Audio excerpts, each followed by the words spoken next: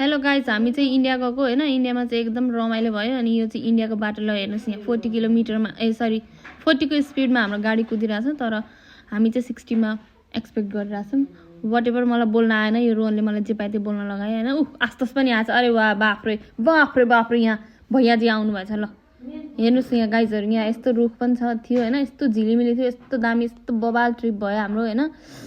जय कामाख्यामा। हामी चाहिँ खासमा कामाख्या गएको। उयो यत्रो मोटा मोटा हात्ती भी आ गयो बीच बीचमा। देखो इन्डिया आएपछि अलिकति भाइब्स ल्याउनु पऱ्यो नि त, बिच बिचमा हिन्दी हो कि इङ्ग्लिस बोलेर होइन। मलाई चाहिँ अलिकति इङ्ग्लिस नै आइहाल्छ कि फेरि बिचमा। गाइजहरू के गर्नु, अब यस्तै हो जिन्दगानी होइन। तपाईँहरू पनि एकपल्ट जानु होला हाम्रो ब्लगमा, लाइक सब्सक्राइब भयोभरको के हुन्छ सब गर्नु होला होइन। गाइजहरू हाम्रो चाहिँ यहाँ भोइस ओभर गर्दा गर्दा टुलिपको फोन आयो होइन। टुलिप दिदीलाई चाहिँ हामीलाई साइड लगाइदियो अरे। हामी यहाँनिर ब्रह्मपुत्रमा आइपुग्यौँ।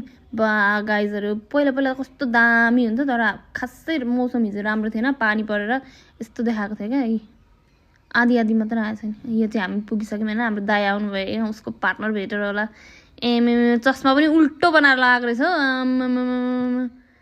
हाइट कडा। अनि यो चाहिँ हामी फर्किँदाखेरिको भिडियो होला सायद होइन। कति लामो भिडियो रहेछ हौ गाइजहरू हेर्नु। बा मौसम त खतरा रहेछ यहाँ होइन त। ओहो हो, इन्डिया भनेको इन्डिया हो नि है। कस्तो दामी हो बाटो पनि। आकाश पनि हेर, निलो निलो आकाशमा सेतो बादल। वाउ।